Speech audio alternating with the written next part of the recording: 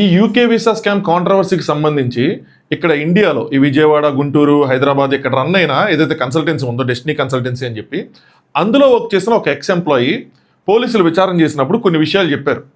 దానికి సంబంధించిన డీటెయిల్స్నే through victims మనకు కూడా షేర్ చేశారు. ఓసారి అది వినండి, విన్న తర్వాత మనం మాట్లాడుకుందాం. హలో అండి, నేను one of the employee of destiny educational consultancy. మా ఓనర్ వచ్చేసి మధుకర్ జాగల్లమూడి. నేను ఎండ్ ఆఫ్ 2020లో జాయిన్ అయ్యాను as a work from home. నాకు మధుకర్ ప్రొవైడ్ చేసిన కాలేజ్ లిస్ట్ వాళ్ళ స్టూడెంట్స్కి కాల్ చేసి వాళ్ళకి అబ్రాడ్ వెళ్ళడానికి ఇంట్రెస్ట్ ఉందా లేదా ఎంక్వైరీ చేసేవాళ్ళము. ఇంట్రెస్ట్ ఉన్న క్యాండిడేట్స్ వాళ్ళ ప్రొఫైల్ తీసుకొని మధుకర్కి సెండ్ చేసేదాన్ని. తర్వాత హైదరాబాద్ అండ్ గుంటూరులో బ్రాంచెస్ ఓపెన్ చేశారు. నన్ను హైదరాబాద్ బ్రాంచ్లో వర్క్ స్టార్ట్ చేయమని చెప్పారు. బట్ నేను ఫ్యామిలీ ఇష్యూస్ వల్ల వర్క్ ఫ్రమ్ హోమే కంటిన్యూ చేశాను. తర్వాత హైదరాబాద్ అండ్ గుంటూరు బ్రాంచెస్లో వేరే వాళ్ళని హైడ్ చేసుకున్నారు.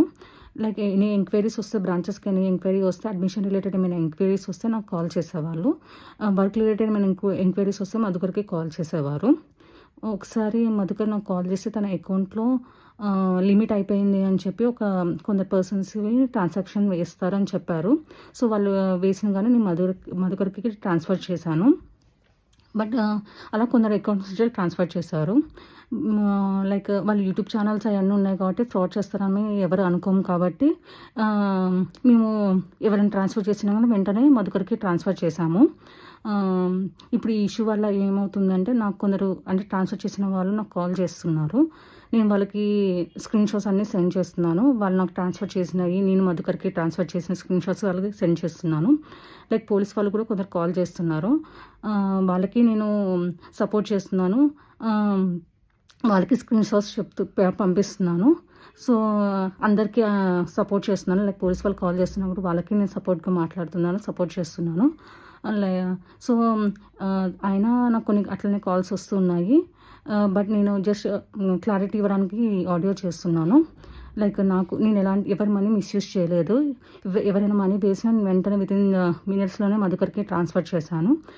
నేను ట్రాన్స్ఫర్ చేసిన స్క్రీన్ షాట్స్ కానీ మనీ స్క్రీన్ షాట్స్ కానీ అన్నీ నా దగ్గర ఉన్నాయి. నేను మధుకర్కి మెసేజ్ చేసిన డేటా అంతా నా దగ్గర ఉంది. నేను ఎలాంటి మిస్యూజ్ చేయలేదు. సో జస్ట్ క్లారిటీ ఇద్దామని ఆడియో చేస్తున్నాను.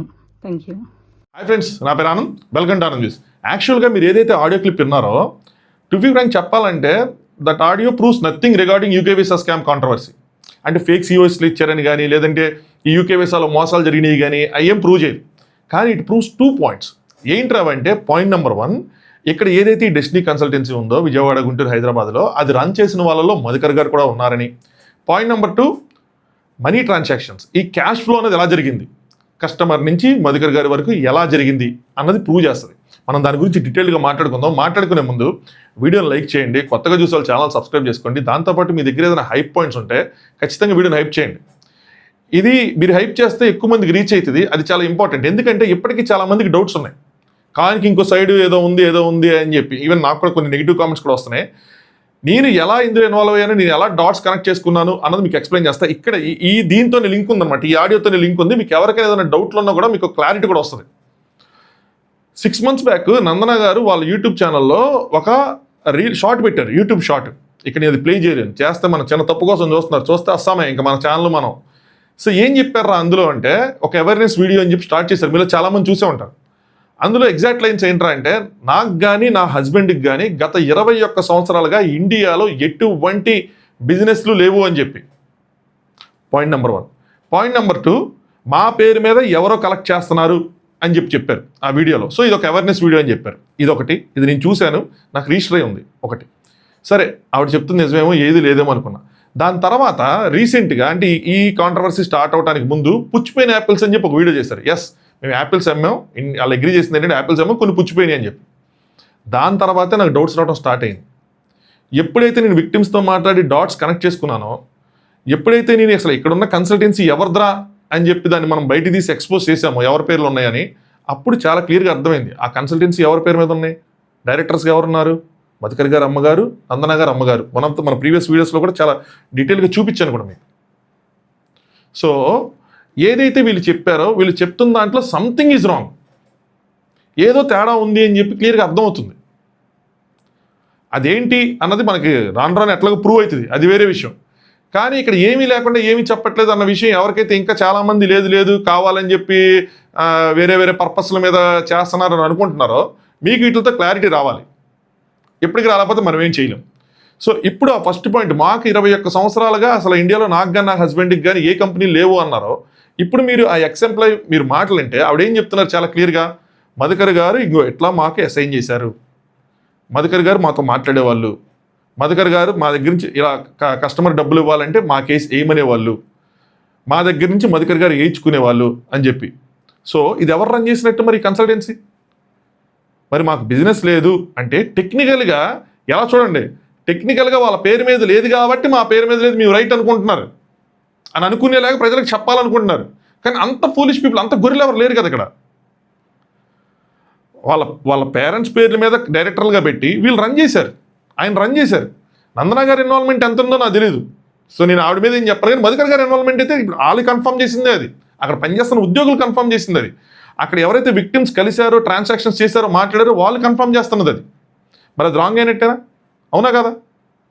సెకండ్, తెలివితేటలు చూడండి ఎంత చక్కగా మనీ అన్నది డైరెక్ట్గా మొత్తం వాళ్ళే ఇచ్చుకోకుండా కంపెనీ అకౌంట్స్కి వేయకుండా చాలా తెలివిగా అక్కడ పనిచేస్తున్న ఉద్యోగులకే ఇచ్చారు. ఉద్యోగులకే ఇచ్చి, వాళ్ళ బంధువులకే ఇచ్చి, ఈవెన్ వాళ్ళ ఫాదర్ వాళ్ళ అకౌంట్లో ఇచ్చి, కొంచెం వీళ్ళ అకౌంట్లో ఇచ్చుకొని, కొంచెం చుట్టాల అకౌంట్లో ఇచ్చుకొని, కొంచెం ఫ్రెండ్స్ అకౌంట్లో ఇచ్చుకొని, అక్కడి నుంచి మళ్ళీ మనీ అన్నది వీళ్ళ దగ్గరికి ట్రాన్స్ఫర్ అయింది. టు బి ఫ్రాంక్ చెప్పాలంటే ఈ అమ్మాయి ఎవరైతే ఇప్పుడు మాట్లాడారో అమ్మాయి పేరు నేను చెప్పచ్చు, కానీ నేను చెప్పను, నా పేరు కూడా తెలుసు కానీ వద్దులేండి ప్రెజెంట్. యాక్చువల్గా వీళ్ళు లక్కీ, ఎంప్లాయీస్ ఎవరైతే ఉన్నారో వీళ్ళు లక్కీ. ఎందుకు లక్కీ చెప్తాను చూడండి. ఎవరైతే కేసులు ఫైల్ చేస్తున్నారో వాళ్ళు వీళ్ళ పేర్లు కూడా ముద్దాలుగా చేర్చచ్చు. A3 కానీ, A4 కానీ, A5 కానీ, A6 కానీ వీళ్ళ పేర్లు కూడా పెట్టచ్చు.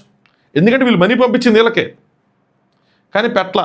కానీ పోలీసులకి డీటెయిల్స్ చెప్పినప్పుడు మీరు ఎవరికి పంపించారంటే ఆ స్క్రీన్ షాట్లు పెట్టినప్పుడు ఏంటి మీరు పలానా ఎక్స్కి పంపించారు, పలానా ఏకి పంపించారు, ఎవరి ఇల్లు అంటే మధుకర్ గారు వాళ్ళకి ఏమంటే మేము వాళ్ళకి వేసేయమండి అని చెప్పారు.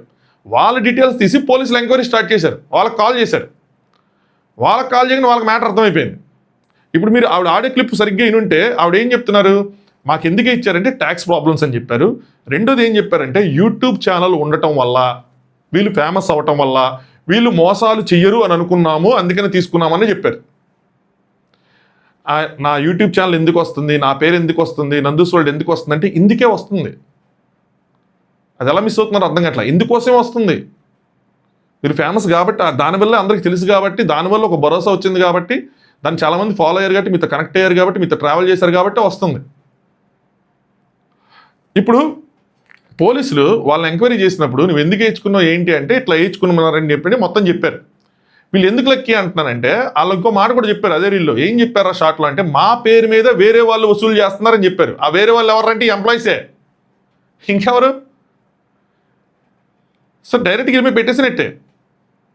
ఎవరైతే ఎంప్లాయీస్ ఉన్నారో కొంతమంది అప్పుడు ఫోన్ నెంబర్లు ఇప్పుడు లేవు వాళ్ళ దగ్గర, ఆ ఫోన్లు తీసేసాం అమ్మయ్య మనం సేఫ్ అనుకుంటున్నారేమో. లేదు, బ్యాంక్ అకౌంట్స్ ఉంటాయి, అడ్రస్లు ఉంటాయి, అన్నీ ఉంటాయి. అందరినీ ట్రాక్ చేస్తారు. ఇప్పుడు ఒక 2 ఎంప్లాయీస్ దొరికారు, వాళ్ళతో పోలీసులు మాట్లాడితే వాళ్ళకి మ్యాటర్ అర్థమైంది, ఓకే వీళ్ళు ఇలా జరిగిందని. పోలీసులకి ఏదైతే చెప్పారో వాళ్ళు ఇప్పుడు ఏంటి అంటే వాళ్ళు ఇప్పుడు టెన్షన్లో ఉన్నారు. చూడండి ఎంతమంది సఫర్ అవుతున్నారు. ఇప్పుడు వాళ్ళు కూడా విక్టిమ్సే చెప్పాలంటే, ఈ ఎంప్లాయీ కూడా విక్టిమే. ఎందుకంటే పోలీసులు ఫోన్ చేస్తున్నారు ఒక పెళ్ళైన అమ్మాయికి అంటే అది చాలా చిన్న మ్యాటర్ కాదు. వాళ్ళ ఇంట్లో, వాళ్ళ అత్తారి ఇంట్లో కానీ, వాళ్ళ అమ్మాయి ఇంట్లో కానీ, వాళ్ళ ఆయన దగ్గర కానీ చిన్న మ్యాటర్ కాదు. ఏంటమ్మా పోలీసులు ఫోన్ చేస్తారంటే వాళ్ళ ఇంట్లో ఎన్ని ప్రాబ్లమ్స్ వస్తాయని మీరు ఊహించుకోండి. ఎంతమంది ఇప్పుడు ట్రబుల్స్ ఫేస్ చేస్తున్నారు, ఎంతమంది వాళ్ళ మానసిక శాంతిని కోల్పోయారన్నది చూసుకోండి. వాళ్ళు ఎంతసేపు మా ఇన్నర్ పీస్ పోయింది అన్నట్టు కొద్దిగా సెంటీగా సింపతి మ్యూజిక్ వేసుకుని వీడియోలు ఆడియో వదులుతున్నారు. కానీ ఇక్కడ రియల్గా పాపం నిజంగా మనశ్శాంతి కోల్పోయిన వాళ్ళు ఎంతమంది ఉన్నారన్నది అర్థం చేసుకోండి. ఆవిడ పరిస్థితి ఏంటి? ఇప్పుడు ఆ ఎంప్లాయీస్, మిగతా ఎంప్లాయీస్ ఎంత భయపడుతూ ఉంటారు. వాళ్ళ దగ్గర డబ్బులు ఇచ్చుకున్న వాళ్ళు, డబ్బులు వాళ్ళు తిన్నారా? తినలా, పంపించింది వాళ్ళకే. ఇప్పుడు వాళ్ళ పేరు మీద అది వచ్చింది, వాళ్ళు చాలా క్లియర్గా చెప్తున్నారు. ఆవిడ నాకు రాగానే వాళ్ళకి పంపించాను, దాని ట్రాన్సాక్షన్స్ ప్రూఫ్స్ కూడా పెడతాను, ఎందుకంటే పోలీసులు ఏమన్నా నువ్వు తీసుకున్నావు, నువ్వే తీసుకున్నావు అంటున్నారు అని చెప్పి ఎంక్వైరీ చేస్తారు. చేయగానే వాళ్ళ గుండె చల్లుమంటది, అయ్యా మాకు అసలు సంబంధం లేదు, ఇంకోటి వాళ్ళకి పంపించిన ట్రాన్సాక్షన్స్ కూడా ఉన్నాయి అని చెప్పి ఇంక బయటపడాలి, తప్పదు. ఇంకా అప్పుడు దాకా ఏముంది వాళ్ళు చూసుకుంటారులే అని అనుకున్నారు. చూసుకోరు ఎవరు. ఎండ్ ఆఫ్ ద డే నేను ఎవరికి పంపించానో వాళ్ళనే క్వశ్చన్ చేస్తా.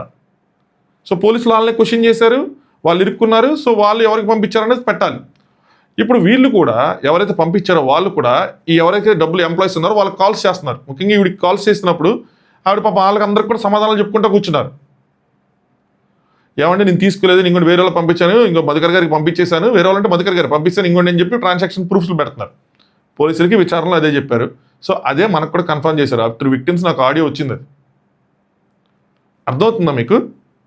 ఇట్లా డబ్బులు వాళ్ళకి ఇచ్చి వాళ్ళ నుంచి వీళ్ళు వేయించుకొని మాకు అసలు కంపెనీ ఏమో తల్లిదండ్రుల పేరు మీద పెట్టి మాకు అసలు కంపెనీ లేదని చెప్పి డబ్బులేమో వాళ్ళకి వీళ్ళకి ఇచ్చి మీరే ఇచ్చుకొని ఇలాగా ఒక చాలా తెలివిగా రన్ చేసిన నెట్వర్క్ ఇది. మోసం చేయాలని ఇంటెన్షన్ ముందు నుంచి ఉందా లేదా అన్నది నేను చెప్పలేను. ఎవరు మోసం చేయాలి అని అనుకుంటున్నారు వీళ్ళు స్టేచర్కి అని నేను అనుకోవట్లా. కానీ రాంగ్ అయితే జరిగింది. ఆ రాంగ్ని కరెక్ట్ చేయకుండా దాన్ని పెంచి పోషించారు అన్నది ఒక పాయింట్. ఎవరైతే నష్టపోయారో వాళ్ళకి న్యాయం చేస్తుంటే బాగుండేది. ఇప్పుడు ఇదంతా మనం కూర్చొని ఇక్కడ మాట్లాడుకుంటున్నాం కదా. టు బి ఫ్రాంక్ చెప్పాలంటే పోలీసులకు ఉన్న టెక్నాలజీకి కానీ మన సిస్టమ్కి ఉన్న టెక్నాలజీకి కానీ ఒక 2-3 వారాలు కూర్చుంటే ఈజీగా దీన్ని మొత్తం తీసి బయట పెట్టేయచ్చు. బట్ ఇది మనకున్న రిసోర్సెస్కి, మన పోలీసులు ఉన్నదానికి, ఉన్న కేసులకి, ఉన్న రిసోర్సెస్కి వాళ్ళకున్న తలకాయ నొప్పులు చాలా చిన్న తలకాయ నొప్పి. అలాగే మన చట్టంలో ఉన్న లూప్ హోల్స్ ఏవైతే ఉన్నాయో 100 మంది దోషులు తప్పించుకున్నా పర్లేదు, ఒక నిర్దోషి శిక్ష పడకూడదని చెప్పి దాని ప్రకారం రాసుకున్న మన చట్టాలు ఏవైతే ఉన్నాయో అందులో లూప్ హోల్స్ ఈ కేసులు పోలీస్ స్టేషన్కి వెళ్ళినా కోర్టుకి వెళ్ళినా సంవత్సరాలు సాగుతాయి. End of the day it's cheating case. Murder కేసులు, ఆ కేసులు, ఈ కేసులు, బోల్డ్ కేసులు ఉంటాయి కోర్టుల దగ్గర కానీ పోలీసుల దగ్గర కానీ. వాళ్ళకి ఇలాంటి చూసి అంత మనలాగా ఇప్పుడు వీళ్ళ షూస్లో ఉండి ఆలోచించలేరు. వాళ్ళకి అంత ఆలోచిస్తే వాళ్ళు అసలు వాళ్ళ పన్ను కూడా చేసుకోలేరు పాపం. సో ఇది సాగుతూ తేలుతూ ఉంటుంది. వాళ్ళ ధైర్యం, మోసం చేసే వాళ్ళ ధైర్యం కూడా అదే మావా. ఎంతోమంది రోజు ఇంత మోసాలు చేస్తున్నారంటే ఇవి చూసుకునే.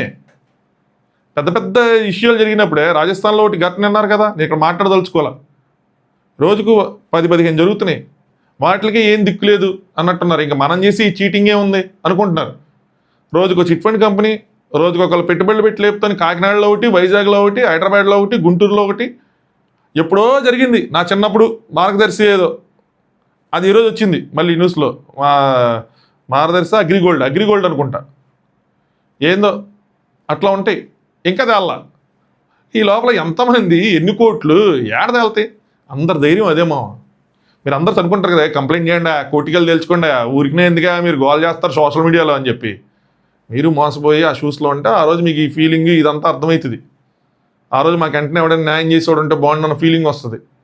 కోర్టుకెళ్ళి తిరిగితే తెలుస్తుంది. వాళ్ళ ధైర్యం కూడా అంతే. వాళ్ళు ఏడుస్తూ చెప్పినా, నవ్వుతూ చెప్పుకున్నా, లోపల నవ్వుకున్నా, బయటికి ఏడ్చినా, ఏం చేసినా మనల్ని ఎవడే ఏం చేయలేడులే అని చెప్పి. వీడియో లాస్ట్లో కూడా వాళ్ళు పెట్టిన ఆడియో వీడియోలో లాస్ట్లో కూడా అదే కదా మళ్ళీ ప్లే చేశారు, మీరు ఎవరు ఏం చేయలేరు అని. అదే ధైర్యం. కోర్టులో ఇది ఫైట్ అవుతుంది. ఎంత దూరం వెళ్తుందో, ఎన్ని సంవత్సరాలు సాగుతుందో నాకు తెలియదు, నో ఐడియా. కానీ వీళ్ళు ఓపిక్గా మళ్ళీ డబ్బులు పెట్టుకొని, ఇప్పుడు నష్టపోయింది కాకుండా మళ్ళీ డబ్బులు పెట్టుకొని మళ్ళీ ఫైట్ చేస్తూ వెళ్తూ ఉంటే ఎప్పటికో ఇది తేలుతుంది. అది ఎప్పటికి తేలుతుంది అన్నది తెలియదు. ఈ లోపల వీళ్ళు పనులు మానుకొని, ఎవరైతే విక్టిమ్స్ ఇక్కడ ఉన్నారో వాళ్ళు పనులు మానుకొని వచ్చి కూర్చున్న వాళ్ళే స్టేషన్ల చుట్టూ తిరుగుతున్నారు, కోర్టుల చుట్టూ, లాయర్ల చుట్టూ తిరుగుతున్నారు. ఇప్పుడు అక్కడ యూకేలో ఉన్న వాళ్ళు కూడా అదే పని చేయాలి, మళ్ళీ ఎక్స్ట్రా డబ్బులు పెట్టాలి. ఎంతమంది పెడతారు, ఎంతమంది దీని మీద పోరాడతారు అన్నది ఇంకా వాళ్ళ మీద డిపెండ్ అయి ఉంటుంది. మనుషులం కదా మనం. చాలా వరకు నేను చాలా కేసులు కూడా విన్నా, పోరాడి వదిలేసిన వాళ్ళే ఉన్నారు. ఇంక నా వల్ల కాదు, ఇంకేం పోరాడతాను వదిలేసిన వాళ్ళు ఉన్నారు. అలాగే చాలామంది క్రిమినల్స్ తప్పించుకున్నది. మరి వీళ్ళు ఎంత దూరం పోరాడతారేంటో తెలియదు నాకు. మేబీ ఈ కేసుకి సంబంధించి ఇది మన లాస్ట్ వీడియో కూడా అవ్వచ్చు. ఇంకా ఛార్జ్ షీట్లు, కోర్టులో వాదనలు ఇవే ఉన్నాయి. అక్కడ ఏదైనా అల్టిమేట్ ఏదైనా పెద్ద జరిగితే మనం మాట్లాడుకోవడం తప్పితే అంతకుమించి నాకు ఇంకేం కనిపించట్లా. సో వీళ్ళు ఇంకా ఫైట్ చేయాల్సిందే కోర్టులో, అంతే. మనం చేయాల్సిన పని మనం చేసాం. వాళ్ళకు ఒక స్టేజ్, విక్టిమ్స్కి వాళ్ళ మాటలు వినిపించడానికి వాళ్ళకు ఒక స్టేజ్ క్రియేట్ చేసాం. కొత్తగా ఎవరు మోసపోకుండా ఒక అవేర్నెస్ అనేది స్ప్రెడ్ చేసాం. కానీ ఇంకా మోసపోతూ ఉంటారని మనం ఏం చేయలేం. సరేనా? సో అది సంగతి. సో దీని తర్వాత ఏదైనా జరిగితే నేను ఖచ్చితంగా మళ్ళీ వీడియో చేస్తా. కానీ నేను వీడియో చేయనంత మాత్రాన ఇది వదిలేసినట్టు కాదు. మళ్ళీ ఏమైంది అడుగుతారు. ఏదైనా అప్డేట్ ఉంటే చేస్తా. వ్యూస్ వస్తున్నాయి కదా అని చెప్పి తిప్పి అదే చెప్పుకుంటూ వెళ్తే అది దట్ ఈస్ నాట్ రైట్ అని చెప్పి నా పాయింట్. అంతే తప్పితే ఏదైనా ఉంటే మాత్రం వీడియో చేస్తా. అదర్వైజ్ నాకేం కనిపించట్లా ప్రజెంట్. ఇంక ఇది అంతా కోర్టుకెళ్ళి కోర్టు దగ్గర తేల్చుకోవాల్సిందే, మీరు నేను చెప్పుకునేది కాదు. సో మీ ఒపీనియన్స్ కూడా కామెంట్ చేయండి. Thanks for watching. Anand views.